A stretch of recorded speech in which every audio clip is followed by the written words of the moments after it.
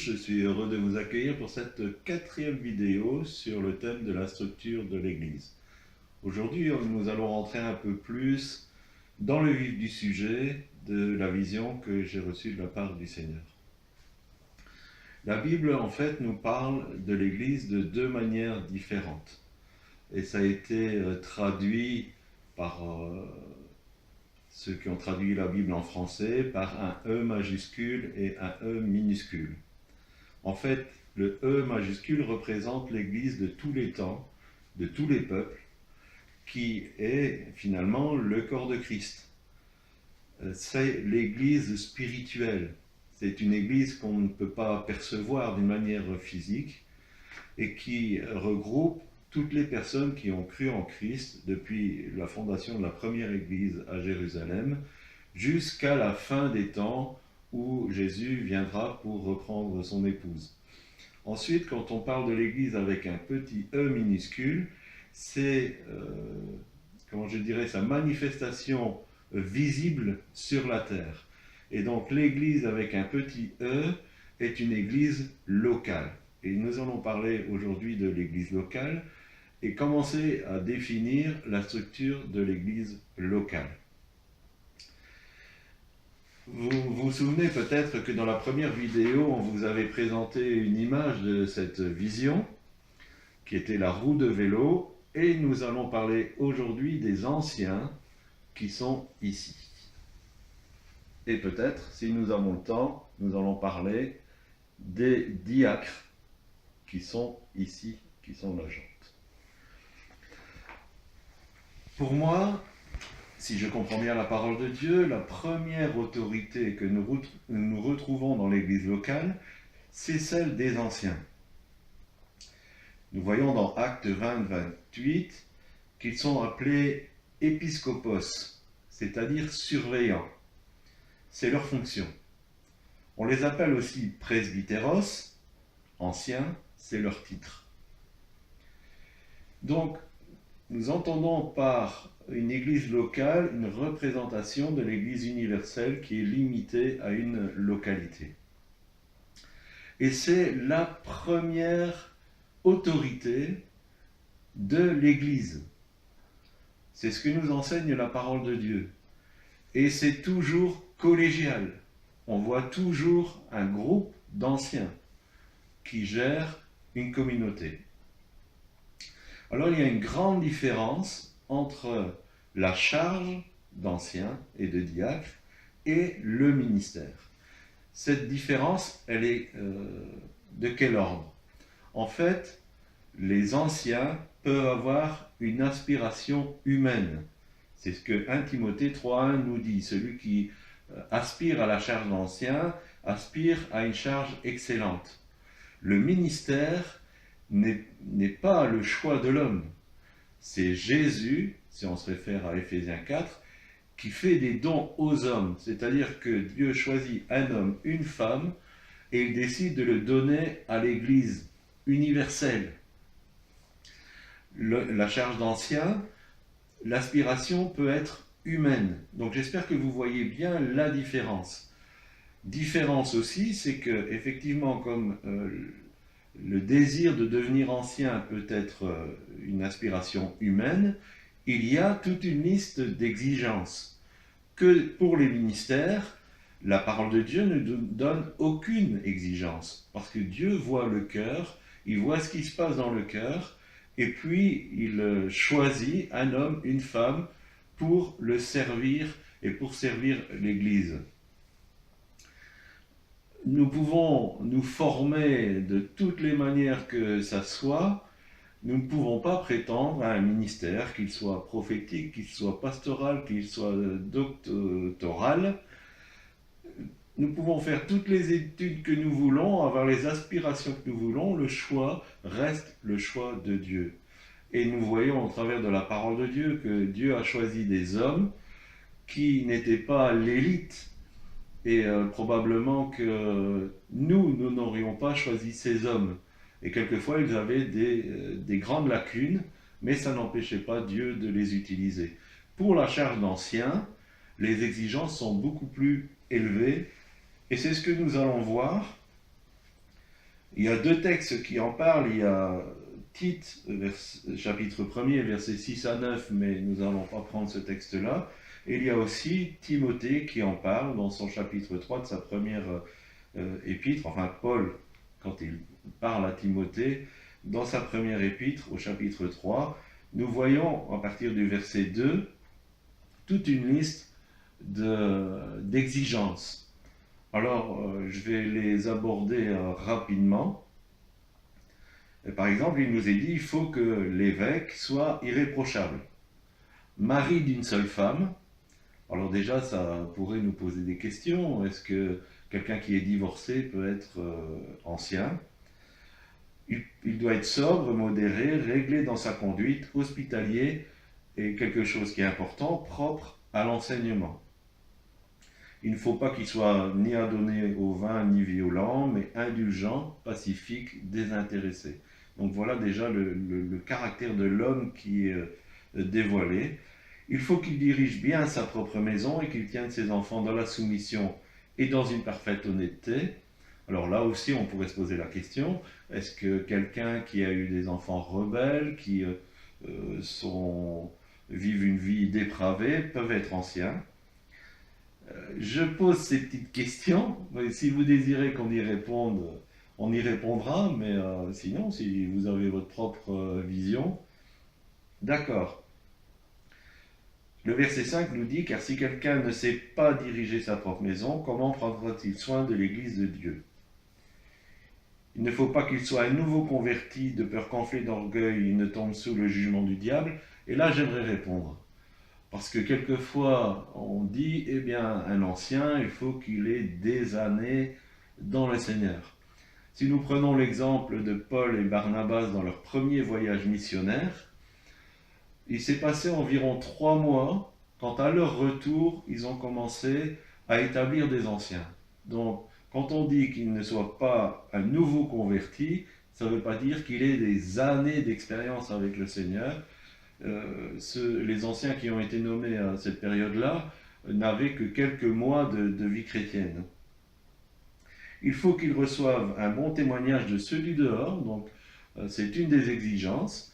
Il ne faut pas avoir une réputation n'importe comment, afin de ne pas tomber dans l'opprobre et dans les pièges du diable. 1 Timothée chapitre 5 verset 17 aussi nous dit que les anciens qui dirigent bien soient jugés dignes d'un double honneur, on va en reparler un peu plus tard, surtout ceux qui travaillent à la prédication et à l'enseignement. Donc un ancien, comme nous l'avons vu, doit être capable d'enseigner, il doit pouvoir travailler à la prédication et à l'enseignement. Et un ancien a un rôle très important, puisque le verset 19 de ce chapitre 5 nous dit qu'on ne peut pas recevoir d'accusation sur un ancien, si ce n'est sur la déposition de 2 ou 3 témoins. En fait, Paul conseille Timothée de dire ne va pas trop vite pour nommer un ancien. N'impose pas les mains avec précipitation. Et donc, cette imposition des mains-là concerne bien le fait d'introduire un ancien dans sa charge. Parce qu'il dit, les péchés de certains hommes sont manifestes, même avant qu'on les juge, tandis que chez d'autres, ils ne se découvrent que dans la suite. Et donc, quelque part, il y a une sorte de test qui est fait, on examine, on voit la personne dans son comportement pour voir si elle peut accéder à cette charge d'ancien. Alors, quel est le rôle de ces anciens? Donc, rappelez-vous l'image de la roue. Ils entourent tout ce qui se fait dans la communauté. Ils sont là pour surveiller, c'est-à-dire qu'ils doivent aider la communauté et chaque membre, et nous le verrons plus tard de manière détaillée, à entrer dans son potentiel, à ce qu'il a reçu de la part de Dieu. Ils sont là pour favoriser. Et je me rappelle un jour, j'ai eu une vision de ce qu'était le réveil, et c'était dans une salle d'église, et tous les anciens se tenaient autour de la salle d'église. Et à l'intérieur, les membres faisaient le ministère, on va dire. Il y avait par exemple deux personnes qui priaient pour un paralytique. Et le paralytique se levait aussi facilement que je le fais là. C'était extraordinaire. Il y avait d'autres personnes qui discutaient, et puis l'un d'eux disait eh bien, tu es en train de prophétiser, tu es en train de me prophétiser dans tes propos. Et donc toutes les choses se faisaient d'une manière naturelle, et les anciens n'étaient pas ceux qui faisaient, mais ils étaient là pour encadrer, pour entourer. Quel est leur rôle? La parole de Dieu, elle est quand même claire sur le rôle des anciens. Donc ils ont pour rôle de surveiller l'Église et les membres par rapport aux dangers internes et externes. Nous savons qu'une communauté est un ensemble de personnes et qu'il peut y avoir, il y a des personnes qui peuvent être introduites dans la communauté, mais qui sont des dangers, qui répandent de la médisance par exemple, ou qui essayent de provoquer des divisions. Donc les anciens sont là pour veiller sur ces dangers, mais aussi ils entourent et donc ils veillent à ce que les dangers externes n'entrent pas dans la communauté. Nous lisons ça dans 1 Corinthiens 5.2 et Actes 20, 28 à 30. Ils exercent aussi la discipline. La vie communautaire nécessite une certaine discipline.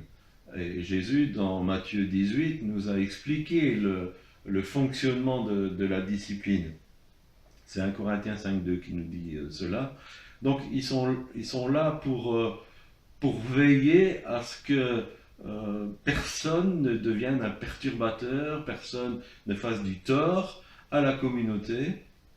Et si c'est nécessaire, ils doivent prendre des décisions. Ils définissent les règles de la vie communautaire. 1 Timothée 3, versets 4 et 5, c'est ce que nous avons déjà lu. En fait, ils sont là pour définir comment la communauté va fonctionner. En fait, dans une communauté, il y a plein de décisions qu'on doit prendre en fonction de l'éclairage que le Saint-Esprit nous donne. Par exemple, par rapport à la Sainte Seine. C'est dans le rôle des anciens de décider comment on va exercer la Sainte Seine. Alors pour certains, ce sera une fois par mois, ça va être peut-être pour d'autres envoyé vers les groupes de maison, pour d'autres ce sera à chaque culte. Après cette Sainte Seine, elle sera sous quelle forme? Est-ce que ce sera du pain azime, donc sans levain? Est-ce que ce sera du jus de raisin ou du vin alcoolisé? Est-ce que ce sera une coupe ou des petits gobelets? Donc tout ça est dans le rôle des anciens. Est-ce que la Sainte Seine sera accessible qu'aux membres de la communauté baptisée, ou est-ce qu'on va l'ouvrir à plus de personnes? Chaque communauté, au travers de son conseil d'anciens, va définir ce genre de choses.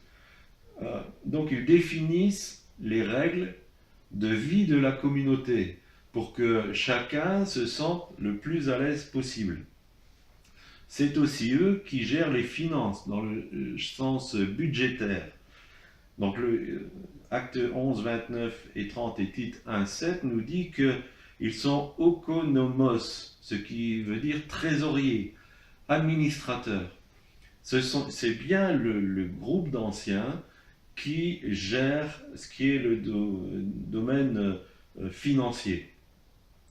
Donc, dans un sens général, ils gèrent la vie communautaire, et une gestion collégiale est plus sécurisante. Pourquoi? Parce que les décisions qui sont prises sont moins altérées par le caractère humain.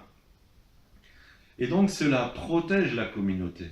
Si nous n'avons qu'une seule personne qui est au décisionnel, cette personne risque fort de faire des erreurs, de prendre des mauvaises décisions.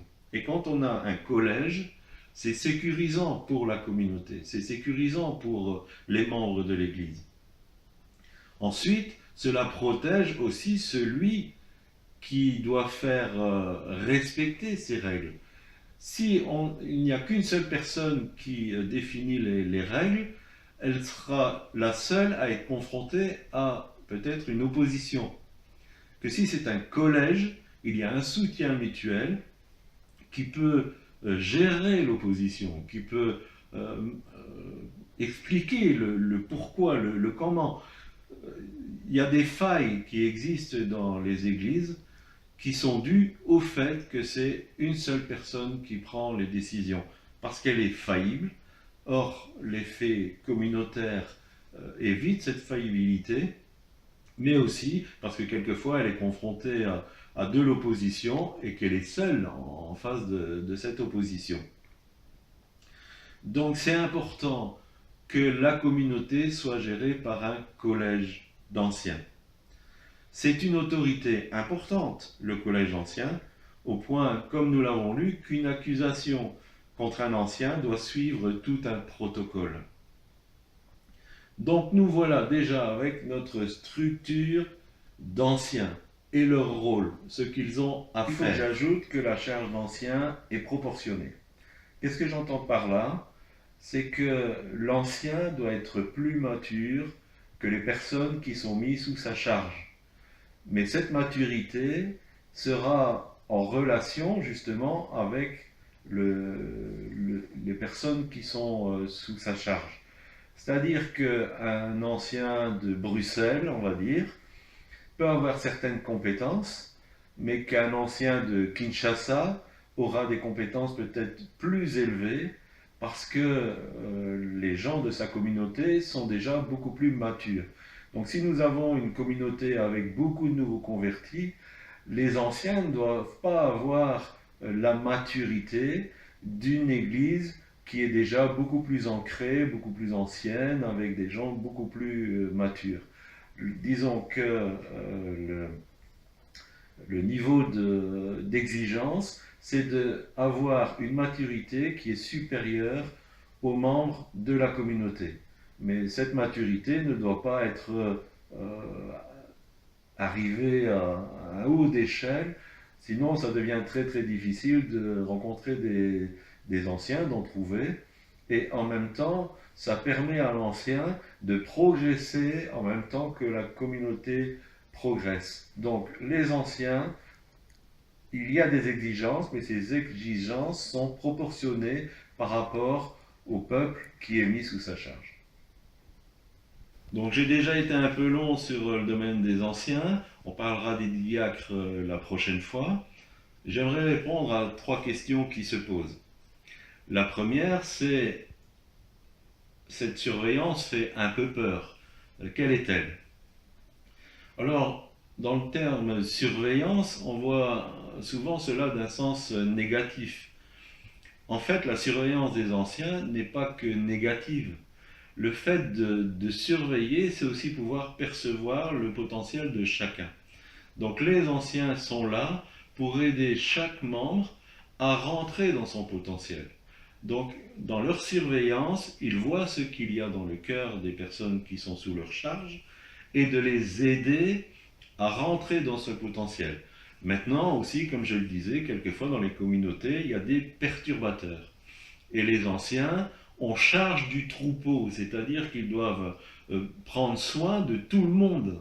Il faut que tout le monde se sente en sécurité, se sente à l'aise. Donc cette surveillance, c'est aussi de voir s'il n'y a pas des perturbateurs. Il est dit que même ils doivent être capables de réfuter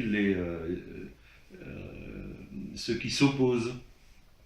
Et donc cette surveillance ira dans le sens de voir que tout fonctionne bien, que tout le monde est en sécurité. Et cette surveillance reste, nous l'avons bien dit quand on parlait du principe de l'autorité, reste dans le cadre de la communauté. Ils ne sont pas là pour commencer à faire des enquêtes sur les membres de leur communauté pour voir ce qui se passe à certains endroits où ils n'ont pas à intervenir. Donc cette surveillance est nécessaire, mais il faut toujours la voir dans le sens d'un bienfait, de vouloir le bien des autres. Il faut qu'ils soient désintéressés, qu'ils soient doux, qu'ils aient cette conciliation. Donc voilà pour cette première question. La deuxième question, est-ce qu'un ancien peut prêcher? Et donc je pense déjà y avoir répondu, je vais peut-être appuyer un peu plus. C'est pas seulement qu'il peut prêcher, mais il doit pouvoir prêcher, il doit pouvoir enseigner, il doit pouvoir, comment je dirais, s'opposer à ceux qui racontent des bêtises dans l'Église. Ils doivent être capables d'expliquer les Écritures, peut-être d'une manière privée dans un entretien, mais aussi au niveau de la communauté. Donc un ancien est apte à prêcher, il a cette capacité. S'il n'a pas cette capacité, ce n'est pas un ancien, ça fait partie des exigences. Et on voit que dans la première église qui était Jérusalem, les apôtres avaient et leur ministère et le rôle d'ancien. Alors là aussi, c'est une question qui n'a pas été posée mais à laquelle je voudrais répondre. Un ministère peut être ancien, oui. Mais quand il est ancien, il est dans sa charge d'ancien. Il n'est pas dans l'exercice de son ministère. Et donc il faut qu'il fasse bien la part des choses quand il est dans l'exercice de son ministère et quand il est dans sa charge d'ancien. Mais on voit que les premiers apôtres étaient les anciens de l'église de Jérusalem et qu'à un moment, on en parlera des diacres ensuite, ils ont nommé des diacres afin qu'ils puissent se concentrer sur le partage de la parole de Dieu. Donc, les anciens de l'église de Jérusalem ont abandonné ce qui était le travail sur le terrain à des diacres pour se concentrer sur l'apport de la parole de Dieu. Et dernière question, c'est est-ce qu'une femme peut être ancienne? Alors je dirais non, une femme ne peut pas être ancienne. Pourquoi? Parce que une femme ne peut pas accéder à ce domaine d'autorité de gérer une communauté, de gérer des hommes.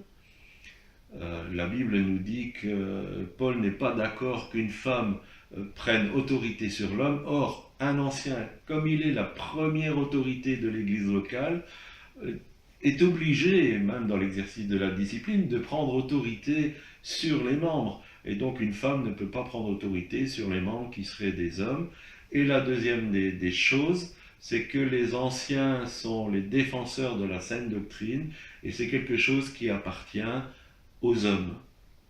La parole de Dieu est claire là-dessus. Une femme ne peut pas être ancien. Et si on est ancien, il faut être prudent que l'épouse qui partage notre vie ne soit pas celle qui dirige l'Église à travers la charge d'ancien que je manifeste.